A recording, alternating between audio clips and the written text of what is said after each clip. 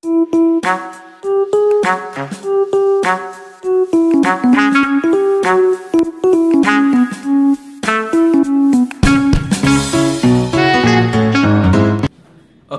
what's up guys? Quand on parle de programmation, on entend souvent parler de mathématiques. Pour certaines personnes, les programmeurs sont des génies en mathématiques. Et pour d'autres, il est impossible de programmer sans être fort en mathématiques.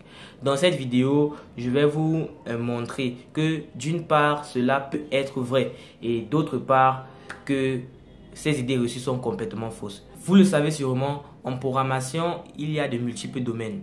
Dans le domaine du deep learning, par exemple, vous aurez vraiment besoin des notions très poussées en mathématiques. Alors que dans le domaine du développement d'applications et de jeux vidéo, vous aurez juste besoin des concepts de base, comme l'addition, la multiplication, la division et j'en passe. Donc, tous ces petits concepts de base là, vous en aurez besoin pour créer des applications, des sites web et des jeux vidéo. Par contre, pour le deep learning, c'est-à-dire l'intelligence artificielle, vous aurez besoin de connaissances poussées.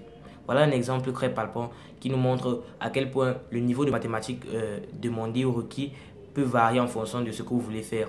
Avec la même chose avec le domaine des logiciels. Si vous développez un logiciel comme Excel, vous aurez forcément besoin de connaître les concepts très poussés en mathématiques. Alors que si vous développez un logiciel comme Discord par exemple, vous n'aurez même pas besoin de mathématiques, vous aurez juste besoin des concepts de base. Donc voilà encore un exemple.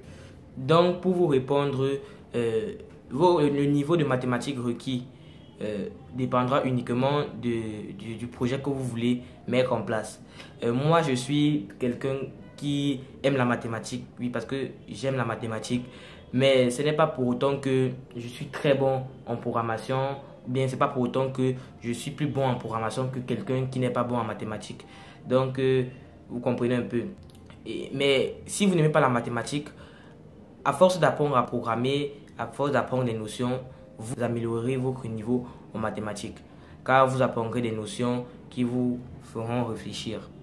Et la mathématique, l'essence de la mathématique, c'est la réflexion. Et c'est aussi le même cas pour la programmation. Donc, voilà un petit truc en commun que la programmation et la mathématique ont. Peut-être vous vous intéressez à un domaine de la programmation qui nécessite de grosses connaissances en mathématiques. Mais cela ne doit pas être un frein si vous n'êtes pas très bon en maths. Ça va pas être un frein pour vous.